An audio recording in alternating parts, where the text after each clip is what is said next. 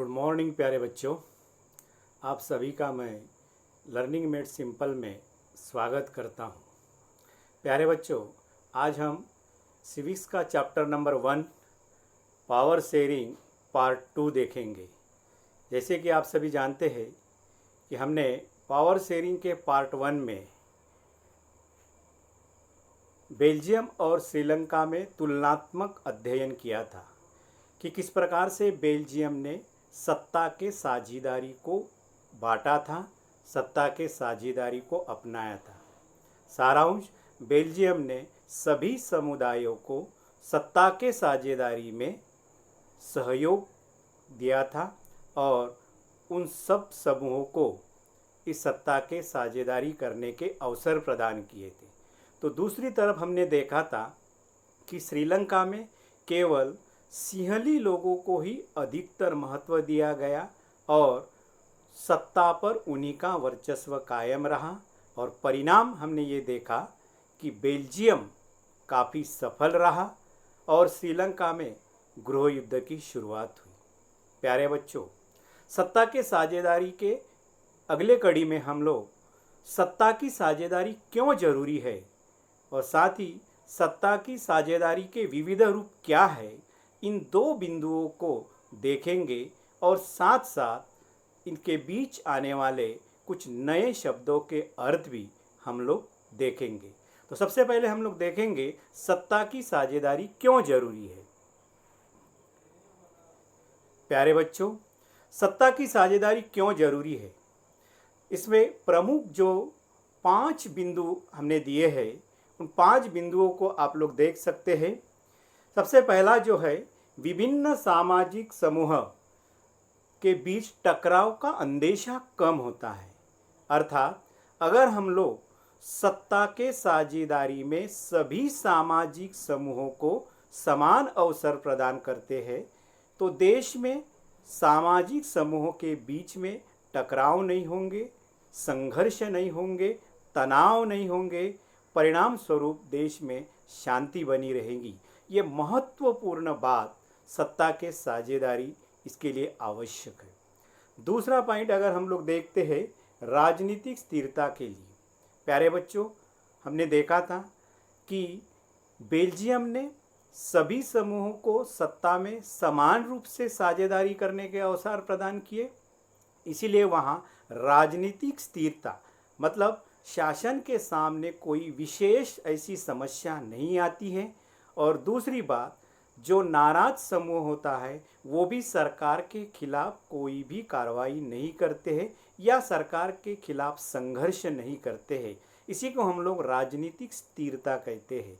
तो दूसरी तरफ हमने देखा था कि श्रीलंका में सिंहली समुदाय को ही सत्ता में अधिक महत्व दिया गया था, लेकिन तमिल समुदाय को सत्ता से दूर कर दिया गया था।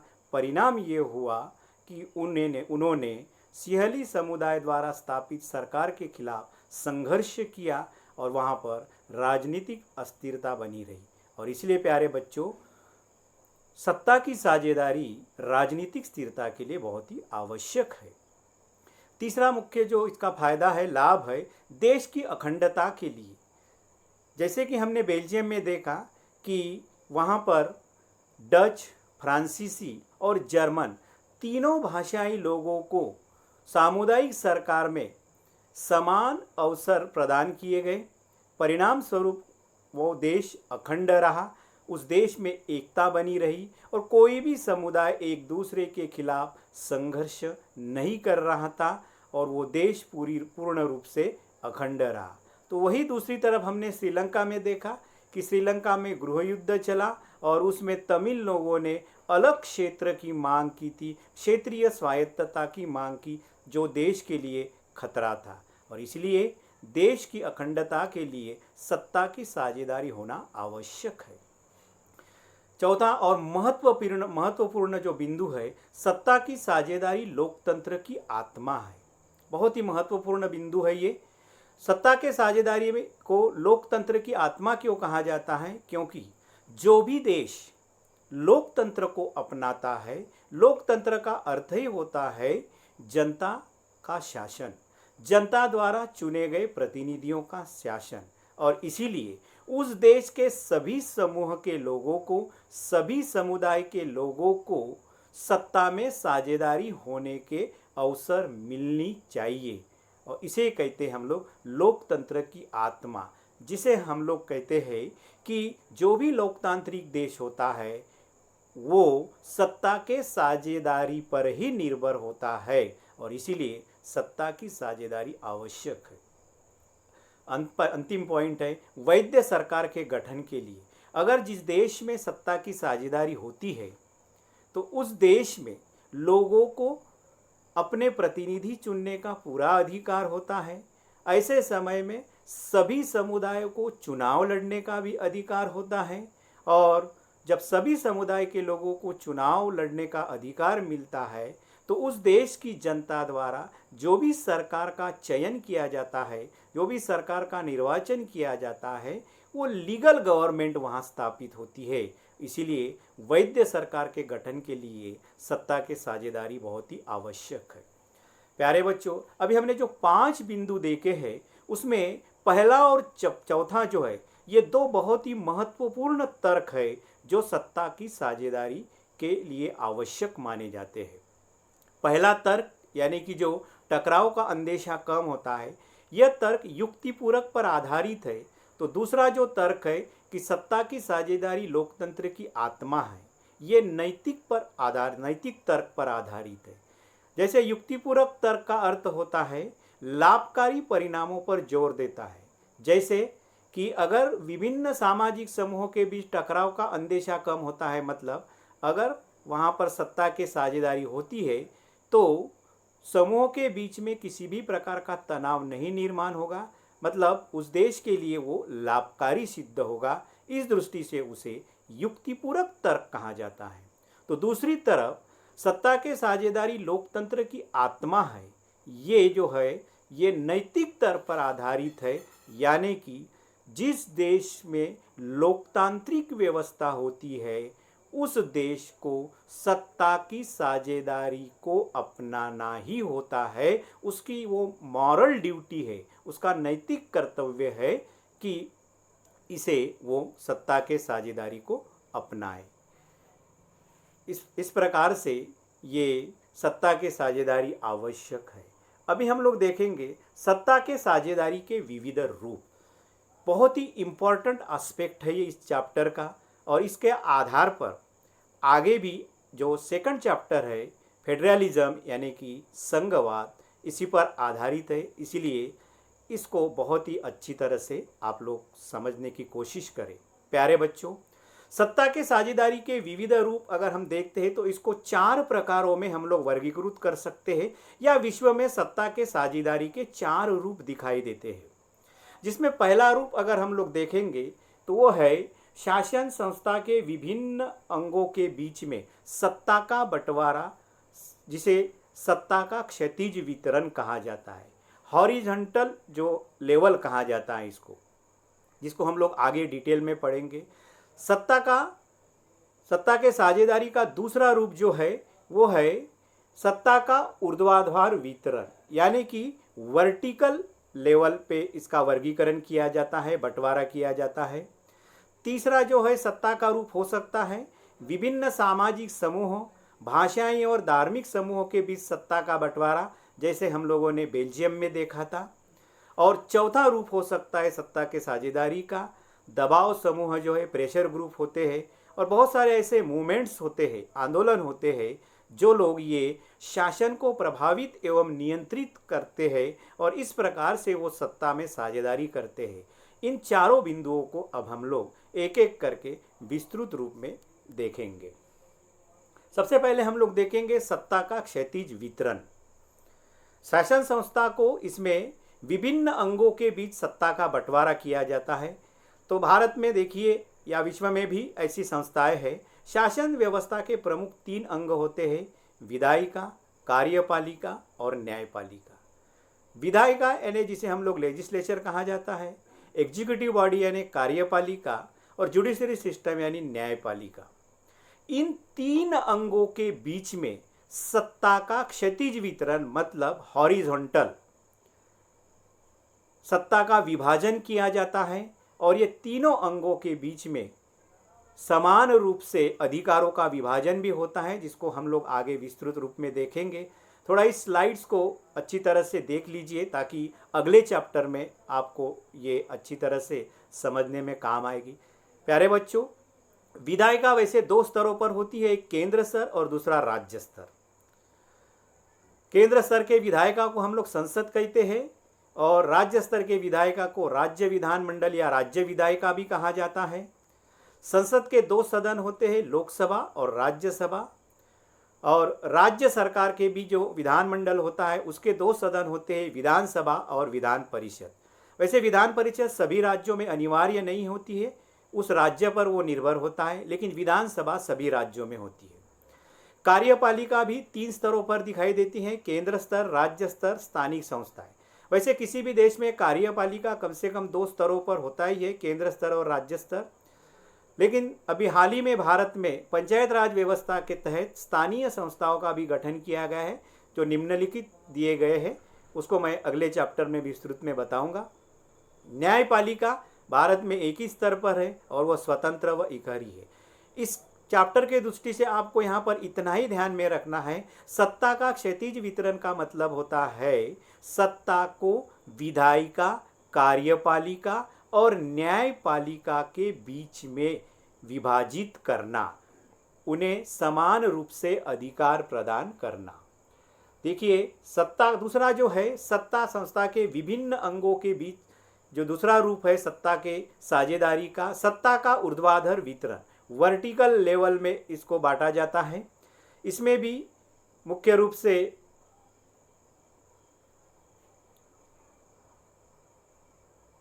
माफ कीजिए, ये स्लाइड गलत आई है। इसमें मुख्य रूप से केंद्र सरकार, राज्य सरकार और स्थानीय सरकारें, जो अभी हमने ऊपर देखे हैं, ऊपर के स्लाइड में केंद्र सरकार, राज्य सरकार और स्थानीय सरकार जो हमने देखे हैं, इसको वर्टिकल रूप में ऊपर से नीचे उसकी विशेषताएं देखते समय हम लोग विस्तृत रूप में देखेंगे। ये दूसरा रूप है। अभी हम लोग एक एक रूपों की विशेषताएं देखेंगे, जिससे आप लोग इसको समझना बहुत ही आसान हो जाएगा। सबसे पहले देखिए, हमारे सत्ता का क्षैतिज वितरण, यानी कि विधायिका, कार्यपालिका और न्यायपालिका के बीच में ये सत्ता का बंटवारा किया जाता है, उसे हम लोग क्षैतिज वितरण कहते हैं। सभी अंग अपने अपने अधिकारों का उपयोग करते हैं। तीसरी इसकी विशेषता है, कोई भी एक अंग किसी अन्य अधिकार क्षेत्र में हस्तक्षेप नहीं करेंगे और ना ही उन्हें नियंत्रित करेंगे। यानी कि संविधान में तीनों के अधिकार स्पष्ट रूप में लिखे जाते हैं और तीनों अंग अपने अपने अधिकार क्षेत्र में ही काम करते हैं। अन्य किसी के अधिकार क्षेत्र में ना वो हस्तक्षेप करते हैं, ना ही उनके ऊपर कोई दबाव या नियंत्रित करने की कोशिश करते हैं। इस प्रकार से तीनों अंग अपने अपने कार्य क्षेत्र में काम करते हैं, इसलिए इन्हें सत्ता का संतुलन कहा जाता है। इन तीनों अंगों के बीच में सत्ता का संतुलन बना रहता है। न्यायपालिका की नियुक्ति कार्यपालिका करती है, किंतु विधायिका और कार्यपालिका द्वारा बनाए गए कानूनों पर अंकुश रखने का काम न्यायपालिका करती है। इस प्रकार से ये सत्ता संतुलन बनाए रखने का काम इस क्षैतिज वितरण में होता है और इसलिए इस क्षैतिज वितरण को ही सत्ता के साझेदारी का ये जो क्षैतिज वितरण है, इसलिए इसको नियंत्रण एवं संतुलन की व्यवस्था भी कहा जाता है। नियंत्रण इस दृष्टि से कि न्यायपालिका, विधायिका और कार्यपालिका अगर कोई गलत काम करती है तो उसे रोकने की क्षमता, शक्ति, अधिकार जो है वो न्यायपालिका को दी गई है। और संतुलन का अर्थ होता है तीनों अंग अपने अपने अधिकार क्षेत्र में ही काम करें और एक दूसरे को नियंत्रित ना करें। तो ये थी हमारी क्षैतिज वितरण की विशेषता है। अब हम देखेंगे ऊर्ध्वाधर वितरण की विशेषताएं। ये देखिए, सरकार के बीच विभिन्न स्तरों पर सत्ता का बंटवारा जो है, सत्ता का ऊर्ध्वाधर वितरण। ऊपर के इसमें गलत स्लाइड आई थी, इसमें आप लोग देखिए। यहाँ देखिए, भारत के शासन व्यवस्था के यानी कि सरकार के प्रमुख 3 स्तर है, 3 लेवल है गवर्नमेंट के, जिसमें केंद्र सरकार, दूसरे स्तर पे है राज्य सरकार और हाल ही में जैसे मैंने कहा पंचायत राज व्यवस्था के तहत स्थानीय स्वशासन संस्थाएं। केंद्र सरकार मुख्य रूप से पूरे देश का शासन चलाती है और देश से जुड़े हुए महत्वपूर्ण विषयों उनके अधीन होते हैं। राज्य सरकारें हर एक प्रांत के लिए, हर क्षेत्र के लिए एक राज्य सरकार होती है और वो अपने राज्य की सीमा के अंदर शासन देखते हैं। स्थानीय स्वशासन संस्थाएं गांव और शहरों के लिए अलग अलग स्तरों पर अलग अलग शासन संस्थाएं गठित की जाती हैं और वहां पर वो अपना शासन चलाते हैं। तो भारतीय शासन व्यवस्था को प्रमुख 3 स्तरों पर बांटा जाता है।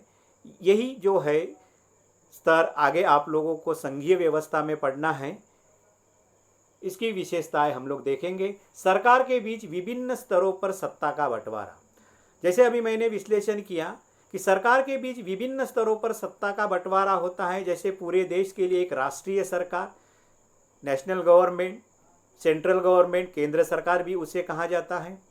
दूसरे स्तर पर जो है प्रांतीय सरकार या उसे क्षेत्रीय सरकार या राज्य सरकार के भी नाम से जाना जाता है, स्टेट गवर्नमेंट उसको कहा कहते हैं हम लोग। और स्थानीय स्तर पर स्थानीय सरकार, जिसे हम लोग लोकल सेल्फ गवर्नमेंट भी कहते हैं या लोकल सेल्फ बॉडीज भी कहा जाता है। इस प्रकार से ये 3 स्तरों पर सरकारों का विभाजन या सत्ता का विभाजन किया जाता है। संविधान में इन सभी सरकारों के अधिकारों का स्पष्ट विभाजन किया जाता है कि केंद्र सरकार के कौन से अधिकार होंगे, राज्य सरकार के कौन से अधिकार होंगे व स्थानीय सरकार को कौन से अधिकार होंगे। इनका स्पष्ट उल्लेख संविधान में किया जाता है। इस व्यवस्था में ऊपर से नीचे तक सत्ता का विभाजन होता है, जिसे हम लोग अंग्रेजी में कहते हैं वर्टिकल और हिंदी में कहते हैं हम लोग उसको ऊर्ध्वाधर। इसलिए इसे सत्ता का ऊर्ध्वाधर वितरण कहते हैं। इसके बारे में हम लोग अगले अध्याय में विस्तृत जानकारी हासिल करेंगे। अब देखेंगे सत्ता के साझेदारी का हम लोग तीसरे रूप की विशेषताएं। सत्ता के साझेदारी को विभिन्न सामाजिक समूह, भाषाई और धार्मिक समूहों के बीच में भी हम लोग विभाजित कर सकते हैं। इसमें सत्ता का बंटवारा विभिन्न सामाजिक समूहों, भाषाई व धार्मिक समूहों के बीच हो सकता है। इसका अर्थ ये है कि सत्ता में अलग अलग सामाजिक समूह, अलग अलग भाषा बोलने वाले व अलग अलग धर्म के लोगों को सत्ता में भागीदारी करने के समान अवसर उपलब्ध कराना या उपलब्ध होना, इसे हम लोग कहते हैं कि सत्ता का बीच के बंटवारा। जैसे उदाहरण के तौर पर अगर हम लोग देखें बेल्जियम, हमने देखा कि बेल्जियम की जो सामुदायिक सरकार थी उसमें डच जो बहुसंख्यांक थे, उसके बाद में अल्पसंख्यांक जो 40% जो है आपके फ्रांसीसी थे और 1% जर्मनी थे। इसके बावजूद भी उन्होंने इस सामुदायिक सरकार में तीनों लोगों को, तीनों समुदायों को समान प्रतिनिधित्व दिया और इस प्रकार से अलग अलग समूह और भाषा बोलने वाले लोगों को सत्ता के साझेदारी में समान अवसर प्रदान किए। कुछ देशों के संविधान में सामाजिक रूप से कमजोर समुदाय और महिलाओं को विधायिका और प्रशासन में हिस्सेदारी का प्रावधान भी किया जाता है। जैसे भारत में लोकसभा में और विधानसभाओं में भी SC ST के लिए कुछ सीटें आरक्षित रखी गई है। साथ में स्थानीय स्वराज्य संस्थाओं में महिलाओं को भी कहीं 33%, कहीं 50% आरक्षित किया गया है। मतलब इन कमजोर वर्ग के लोगों को भी देश के शासन व्यवस्था में, सत्ता में साझेदारी करने के समान अवसर उपलब्ध हो, इसलिए सत्ता की साझेदारी आवश्यक है। सत्ता के साझेदारी का तीसरा रूप है, जो अंतिम चौथा रूप जो है सत्ता के बंटवारे का एक रूप है दबाव समूह और आंदोलन द्वारा शासन को प्रभावित और नियंत्रित करने के तरीके वाला। मतलब देश में कई सारे ऐसे दबाव समूह होते हैं, प्रेशर ग्रुप होते हैं। हालांकि इनका उद्देश्य सत्ता हासिल करना नहीं होता है, लेकिन वर्तमान सरकार को पर नियंत्रण करके, दबाव करके अपने हितों की रक्षा के लिए सरकार को वो निर्णय लेने के लिए बाध्य करते हैं और इस प्रकार से वो सरकार की नीतियों में, सत्ता में एक प्रकार से भागीदारी करते हैं। यही सत्ता के साझेदारी कहा जाता है। लोकतंत्र में लोगों के सामने सत्ता के दावेदारों के बीच चुनाव का विकल्प होता है। पता है आप लोगों को कि जो भी लोकतंत्र अपनाते हैं तो वहाँ पर चुनाव होता ही है, और चुनाव एक ऐसा विकल्प है कि जिसमें लोग किसी भी जाति के, किसी भी समूह के लोगों को चुन सकते हैं। और चुनाव सबके लिए खुला होने के कारण अलग अलग जाति समूह के लोगों को चुनाव लड़ने का अधिकार होता है, और अलग अलग समुदायों के लोग चुन के भी आते हैं। और यही बात होता है, इसी बात ये साबित करती है कि सत्ता किसी एक समूह के हाथ में नहीं जाती है, सत्ता किसी एक विशेष भाषा बोलने वाले के हाथ में नहीं जाती है, बल्कि सभी समूह के हाथ में ये जाने के लिए ही सत्ता का बंटवारा होना आवश्यक है। इस व्यवस्था में जैसे कई सारे ऐसे दबाव समूह होते हैं, जैसे व्यापारी का समूह होता है, किसानों का, उद्योगपतियों का, औद्योगिक मजदूर, और कई सारे राजनीतिक दल भी होते हैं। ये भी दबाव जो है समूह सरकार के विभिन्न समितियों में सीधी भागीदारी भी करते हैं, प्रत्यक्ष रूप से भागीदारी, क्योंकि सरकार इन लोगों के जो भी समूह होते हैं उनसे सरकार बात करते हैं। जब भी उन समूहों के बारे में कोई अगर नीतिगत फैसला लेना है तो उनसे वो बात करते हैं और फिर वो अपना अंतिम निर्णय लेते हैं। तो इस प्रकार से समितियों के माध्यम से भी ये लोग शासन व्यवस्था में, सत्ता में सीधी भागीदारी करते हैं, और अन्यथा वो लोग आंदोलन के माध्यम से, कई सारे ऐसे तरीके होते हैं, मीडिया के माध्यम से, डेलीगेशन के माध्यम से, वर्तमान पत्र के माध्यम से, चर्चा सत्र के माध्यम से, कई सारे ऐसे ये दबाव समूह होते हैं जो सरकार के नीतियों को प्रभावित करते हैं या उन्हें ऐसे निर्णय लेने के लिए बाध्य करते हैं जो उनके लिए हितकारक हो। जैसे उदाहरण के लिए अगर औद्योगिक मजदूरों के बारे में, औद्योगिक मजदूर अगर कोई आंदोलन करते हैं और उनकी सुरक्षा के लिए, रक्षा के लिए कोई कानून बनाने की मांग करने के लिए वो आंदोलन करते हैं, जैसे उदाहरण के लिए कि औद्योगिक क्षेत्र में सुरक्षात्मक स्थल का निर्माण हो, उनकी पूरी जिम्मेदारी उद्योगपतियों को, कारखाना मालिक को, इस प्रकार के कोई अगर कानून बनाने हैं तो सरकार पर ऐसे औद्योगिक मजदूर दबाव डालते हैं विभिन्न तरीकों के माध्यम से।